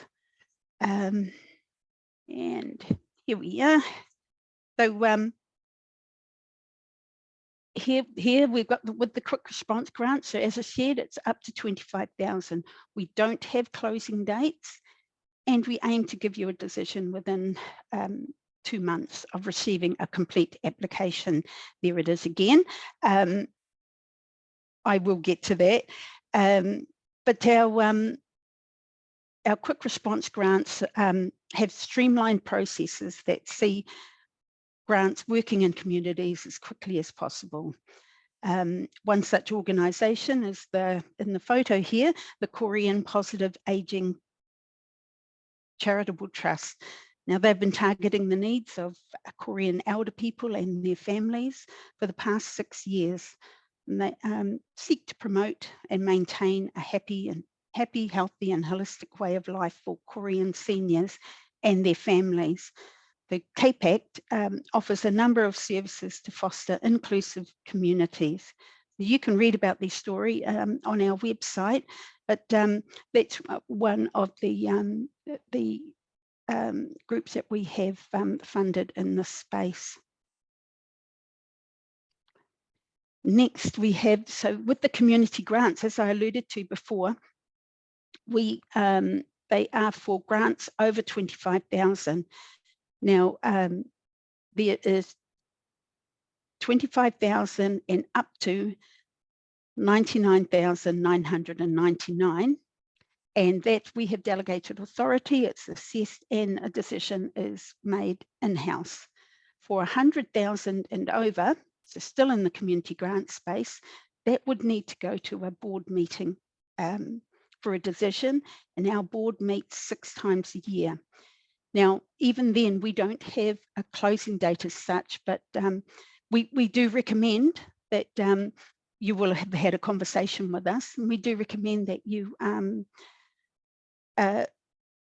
get it to us by well, it might be, say, early August. Get it to us if you want to be a decision made on your application by this board meeting. So date.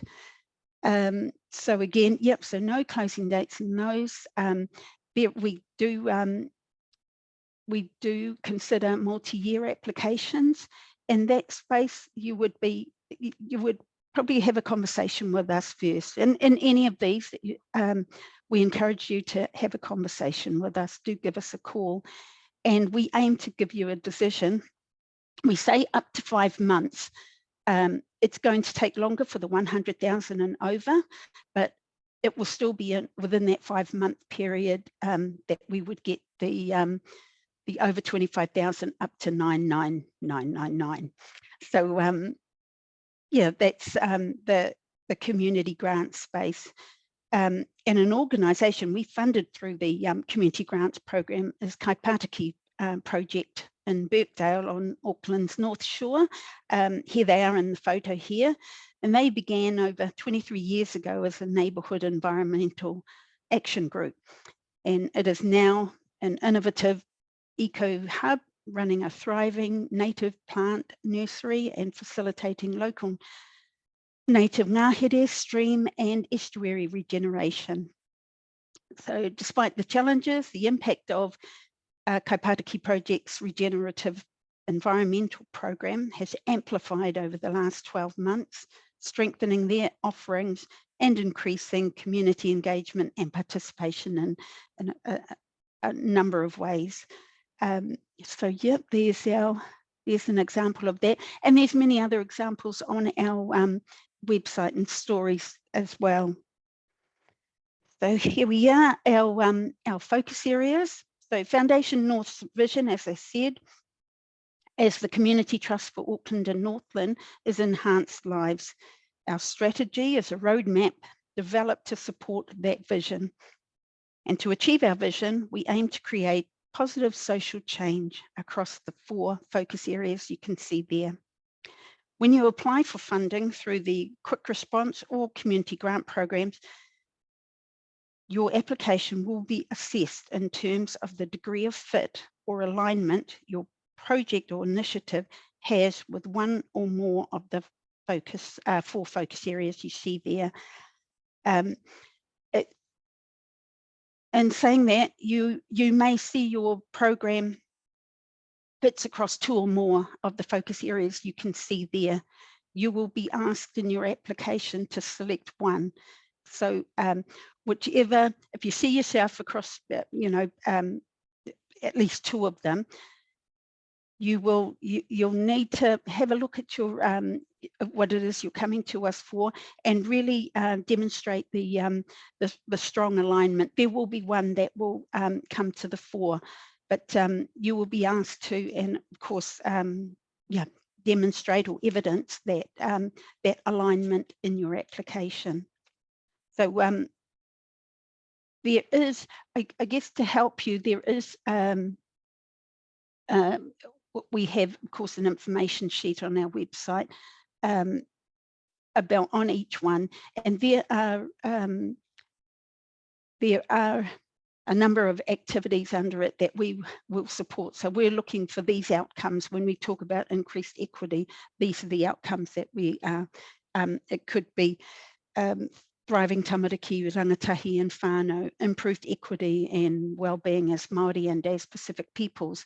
So when you're looking through these, that's where you're, okay, does the project that we want support for, does it align with what's here? Okay, so again, I wouldn't be taking any notes. It is on our all this information is on our website, and I'll allude to the application guides. You can find this information in.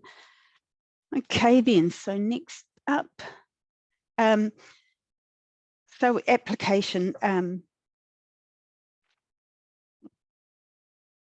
tips. All right. So as I said, our applications are assessed based on the evidence that you provide. And as I mentioned earlier about submitting a complete application, by this we mean we want you to pay attention to at least 3 key stages when you're looking at an application. You need to register to the Funding Hub. You do that through our website, and ensure that your organisation profile is up to date. This isn't part of the application form itself, but there is you need to keep that updated, because that when it's assessed, the assessor will be looking at that the information you provide there in conjunction with your application.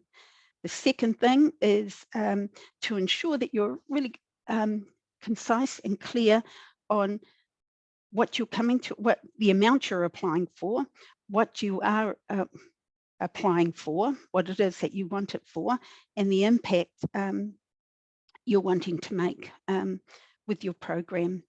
And the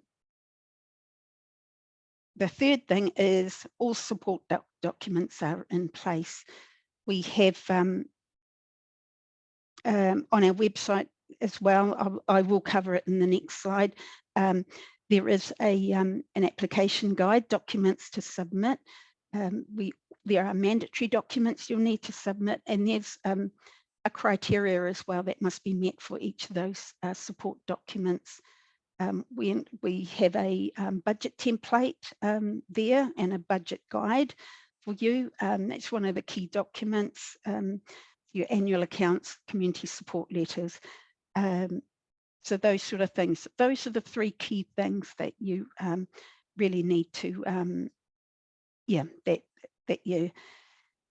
we want you to really pay attention to.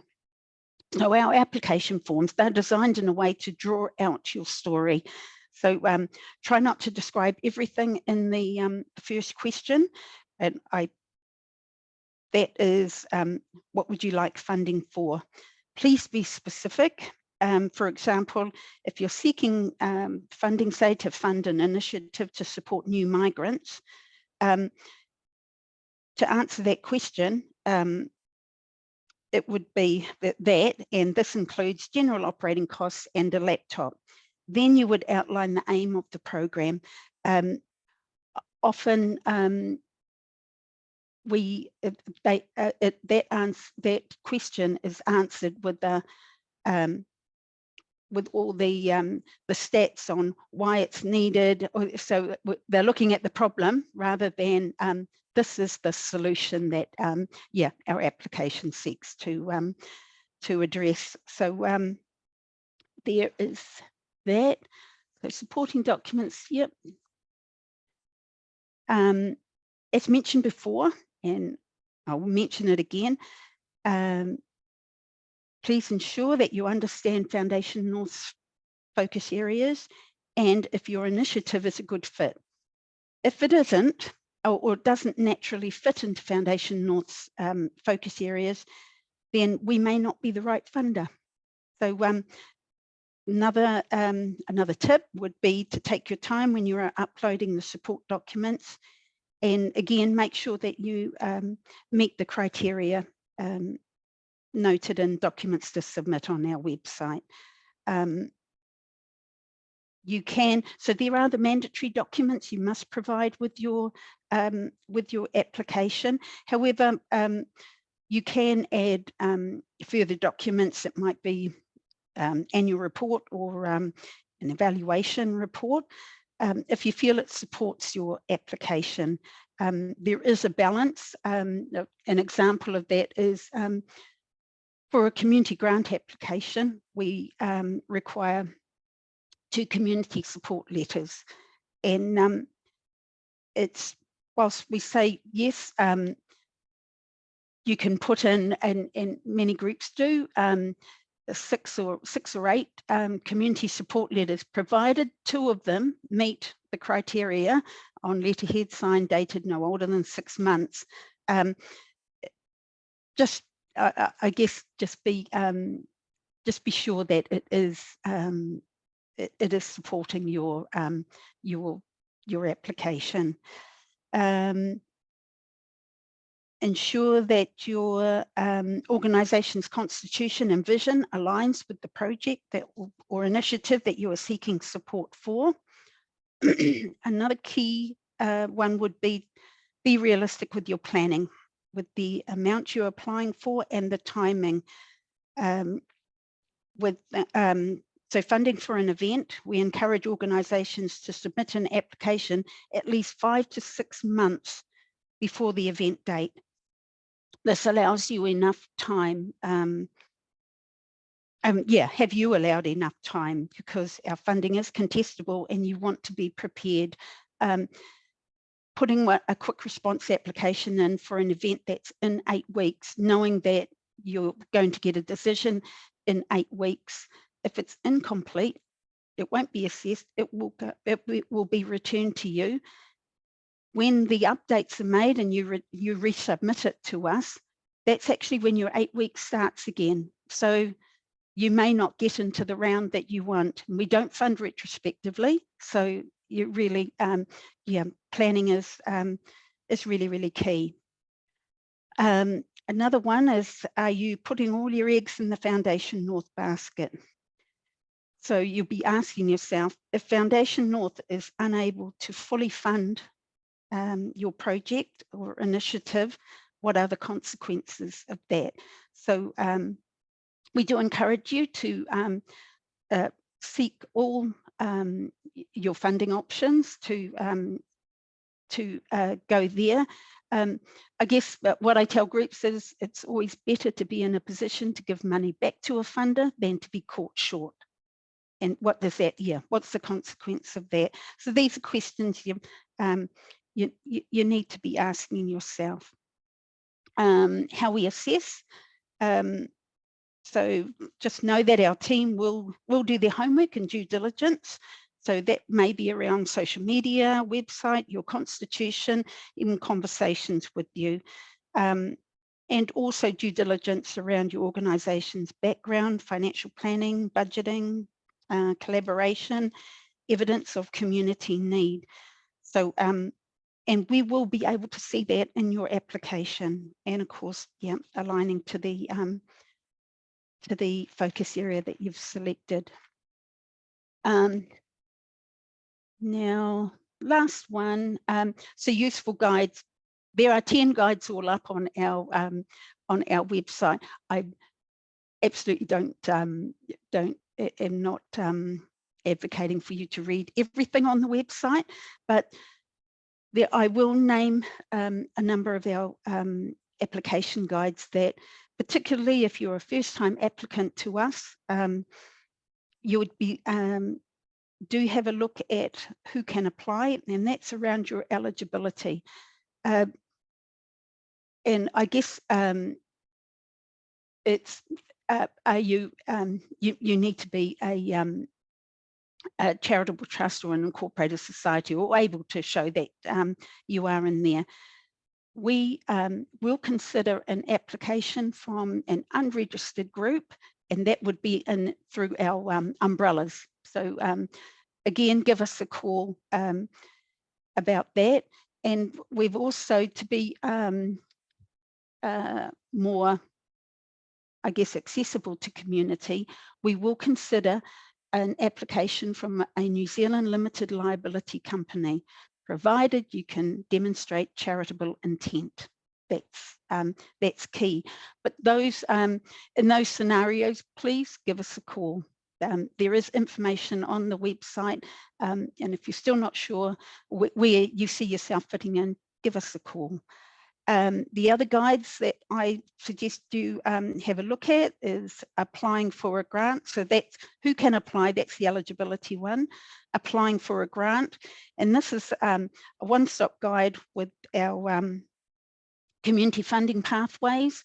The focus areas are there, and it says when you can apply. So that's all covered off in there. Definitely have a look at our exclusions and limitations. It isn't a huge list, but we have, for example, a limitation. So we do fund operating costs. We have a limitation where we will only fund up to 30% of your total expenditure from the year before. So do have a look in there. If you're not sure on anything, again, give us a call. Of course, our strategy, and that's where those focus areas are there. And are you ready to apply? And that's really just a checklist only, just to help you prepare for the online funding process. And of course, we have the documents to submit, and it lists so the mandatory documents, whether and there's quick response grants, I think it takes you to first, and then the community grants. So the documents to submit, there is a budget template that you can use for funding and for multi-year funding. That's there. There's a guide. Let me see what else is in there. But yeah, it's got a clear criteria for each of those documents. And in summary, Foundation North is your community trust. I would, I guess I would end with, do check your eligibility. If you're not sure, don't register, give us a call. Don't register, and you know, if you're in, yeah, you're not sure which one you would fit under. Of course, we will help. Yeah, that is me. Those are, you're going to receive this, I believe this, Yes. yeah, the PowerPoint, and I believe this QR code there will actually take you straight to the those useful guides. But that's Thanks, me. Annie. That's brilliant. Thank you so much. I appreciate we are running slightly over time, but I want to get in as many questions possible for everyone. Sure. Annie, there are some questions for you. So, Sure. Can you apply for both the quick and community grants, or only one? Only one. Okay. Yeah, only one. Can you please explain the Foundation's reason for excluding health facilities and services, for example, hospices, which are only partially government funded? Okay, that's a big one. I think probably a phone call rather than because there's an I guess if we in our exclusions we do see that as the, I guess, to give you an answer now, we see that as the Ministry of Health's responsibility. Yeah. Yeah, I suppose it's tricky, isn't it? Because unfortunately they don't fund them. But yeah, that's anyway, it is a hard one. Yes, it is. If you have two separate purposes or projects of funding needs that come up during the year, can you submit multiple funding applications, or is it just best to do one? So can you apply more than one? I think in the roundabout way that they're asking, can you apply more than once per annum?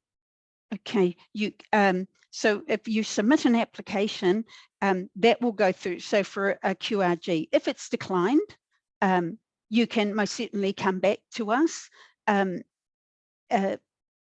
it can't be for the same thing. If it was declined to buy some equipment, then you can come back to us, but it won't be. You can't come back to us for the equipment.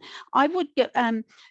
I don't know if this is helpful, but there are multiple items that you can come to us for in one application. So it could be a mix of operating costs, project costs, equipment, resources, things like that. So they can be all in one application. That helps. So if the application is declined, appreciate you can't come back for the same thing. But if they they wanted to come back for a new project, when can they reapply? Straight away. Straight away. Yeah. Anonymous attendee, that's your answer to that question. So Joy's asking, if we apply for operating costs, specifically rent, is it 30% of the rent costs for the previous year? No, so I imagine it wouldn't only be rent, that is your operating costs. So in your budget, you would be, it may be, this is an example, but all your operating costs may total, say, 120,000. 30,000 of that is the rent, which we are coming to Foundation North for. So with the budget, we want to see the whole picture. Yeah, Okay. paint the whole picture of your income and expenditure. So if it's operating costs, we'll want to see all of your operating costs, as well as, yeah, and in that we would see, okay, they're coming to us for rent or lease, and we can see that amount. So Diane's asking, is the number of years you've been operating or the impact you're making that opens up the options for multi-year funding? No. So is it the number of years? No, it isn't. It isn't a there isn't a criteria. It's not a, you can only come to us for multi-year funding. You can be a first-time applicant to us, coming to us for multi-year funding. And I guess it's just aligning yourself to yeah, the focus area, the community needs. So all of those things would come into play. And I think it might be up to 5 years is the multi-year funding that we would look at, but it isn't a Right. We are a Christian organisation working with people with disabilities. Most of our programs include some form of Christian content, so we realised that would be excluded from Foundation North funding due to it being promoting religious beliefs. But would this also exclude management projects, such as getting an external consultant to help us to view our program's processes in light of our newly developed strategic plan? Wow, some really good questions. In terms of, so with religious and political, we won't fund that. And for us, that's that would be at the Sunday service with the priest or the minister. We wouldn't fund that. But there are many, for a lot of churches there that have youth or youth groups within their church that they want funding for, we would absolutely consider funding for that. So yes, we do take applications from churches, provided you're not coming to us for what happens, I guess, at the pulpit. Is that's what we mean by that.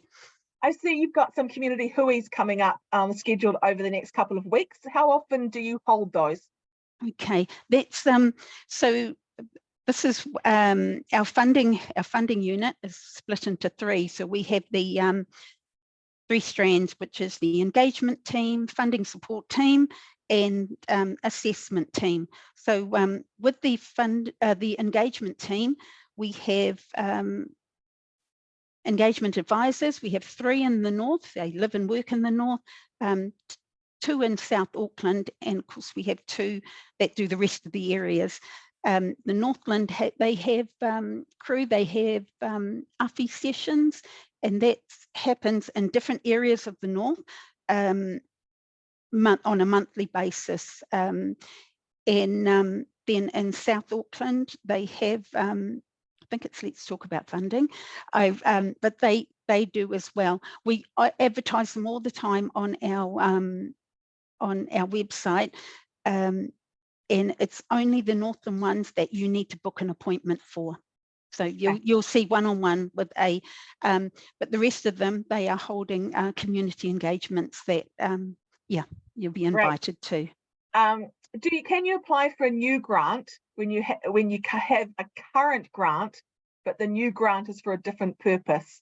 Okay, so we have a policy. You cannot be approved a grant, a second grant in the same year that you have already received a grant. So you get approved a grant on the 1st of August, you've got until the 1st of August the following year to spend the grant. You can't come back to, you can't be approved another grant within that same 12-month period. I think that's brilliant. Thank you. We are way over time, but I did want to try and get as many questions for all our speakers in as we can, and we haven't been able to answer them all. So thank you, Annie. I really appreciate you taking the time to join us today and for the information you've shared.